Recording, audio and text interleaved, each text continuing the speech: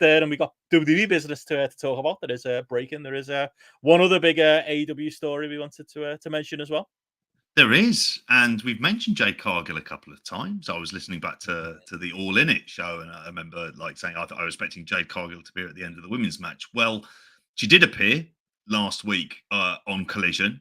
However, the match that she has had, which I think has already been taped for Rampage. Spoilers for the previews later, Yeah, exactly. Oh yeah, big spoiler for that one on there. But that effectively she's finishing up. And that her match on Rampage is going to be a final appearance for the company, because it is believed that she is set to sign for WWE. And even though there seems to be nothing set in stone for this, that there is no non-compete in place, but there is a belief, according to Fightful Select, that she can jump ship immediately in there. Cargill hasn't said anything about it, but that's generally the way that WWE have always kind of operated on there. Apparently, her name was the subject of backstage chatter at the Raw tapings on there as well. And if she does make the switch, it's not believed to be money motivated there as well. And all she has said about it is that she wants to focus time on her family and on the softball team she co-owns. Well, she needs to get Big Sid in, basically, to take over the softball team, I would imagine. My initial thoughts for this is actually this is a very good deal for her and for WWE, because it doesn't feel like AEW were gonna kick on in the way that they should have done with her. Frankly, there was a time and place to be able to do it, and in WWE, that is the high watermark. If you're a woman wrestler, if you want to make money, and if you look at the way that the women's division has been booked in AEW, which is just built up of 4 ways and 6 women tags, then she would just fall into that endless cycle of it again. Whereas in WWE, she has that star look. That's something we've always said about that. She has that kind of presence and is able to cut promos, even though there's stuff that's not perfect about her. She's very much a much rawer talent, but you could bring her in. Whether or not, the question for me is, do they bring her up immediately up onto the main roster?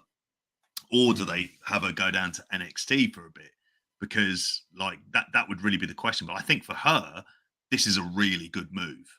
And for WWE, it feels like it's a good move. Like, if they are going to be signing people, they're going to be making sure it's kind of special. And I think it says a lot about what they think about her, that she's one of the exceptions that they're wanting to kind of bring her in. Cody has been on the Freudians up there. Cody's been on the phone. Cody's 100% texted. Cody's 100% in the middle of this story. And I said it on our Discord. It reminds me of the Cody story, because I agree with everything you just said.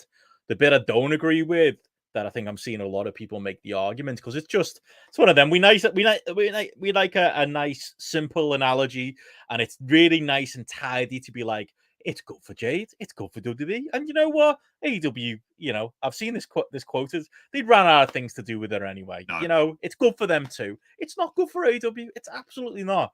However you slice it, good that AEW invested all this TV time in her and got her to where she is, and now she's just leaving at a point where, like a lot of the people leaving, there's a lot left on the table. It's just not that cut and dry for me. Now, she is a wrestler who absolutely, needed development and needed to get better. And I absolutely recognize that they had that problem that, she was great at doing the Goldberg type squash. And, I think it's been argued on our show before, maybe that's the best use of her. But it also meant that she stagnated as an in-ring wrestler. And to be honest, the push in general stagnated. Her presentation stagnated, because it got a bit boring after a while, didn't it? Because they were waiting so long and so long and so long for them to be able to finally do the payoff and have a lose the match. We're getting another one of those on Rampage spoilers this weekend with Statlander. But they waited so long for Statlander that things did get a little bit cold and a little bit stale. She never did really get the reps that she needed, and they did kind of run into a bit of a brick wall in the corner. And of course, the AEW women's division is booked so badly that it does temper the idea that there were things left on the table, but there were things left on the table. She Yeah, I'd never agree with really that. broke out of Rampage. She never really kind of had like that run where you get like a Britt Baker match, or I know the list is short because the AEW women's division is badly booked. But again, they deserve criticism for that too. They found themselves in a situation where she never really did make that jump over. Never did get that like Tony Storm match, or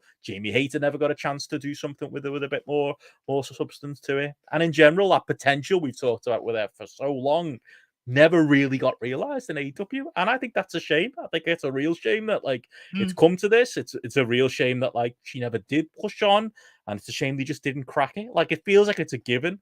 People, I mean, the word right now is when she goes to WWE, she's going to go main roster. I think a lot of people are talking it like, well, you would probably expect her to go NXT and get some reps. Either way, they're going to polish her up as a wrestler. Of course, the standard is lower in WWE. You know, see Seth Rollins being apparently the best wrestler in the world, but they're going to polish her up and make her better. And you do still have to have questions about why she didn't get better in the AEW system, why, like Cody, the booking ran into a dead end, and now it's like, we're not losing anything anyway. I think people are letting AEW off the hook a little bit too easy with the booking that got us to that place and the talent development that got us to that place as well. It's if she essentially AEW are handing WWE like that potentially their next big women's star on a silver platter.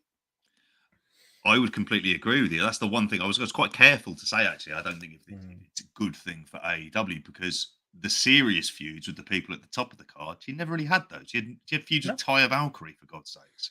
Like the Red Velvet, like they were quite like inane feuds. They didn't know what they were doing with the baddies, and it felt like there was a faction that just. I remember when she was with when Stokely for a bit, and then not with Stokely, like that stop and start. She's with Mark Sterling. It's just like they never seemed to kind of follow through with that like kind of logical booking of actually this is what we need to do with it. There wasn't like that clear plan. And even though she wasn't great in the ring, she had those kind of reactions, and they were building up as her as their star. And as with everything with the women's division, they just kind of let it completely simmer and go off the boil. And at that point, she'd become frustrated. But she's also, I get the impression she's very, very canny in terms of how she manages herself. She's made the money. She's not asked. Exactly. And this is the idea, though, of this is WWE is an easier place, say, if she wants to get into acting.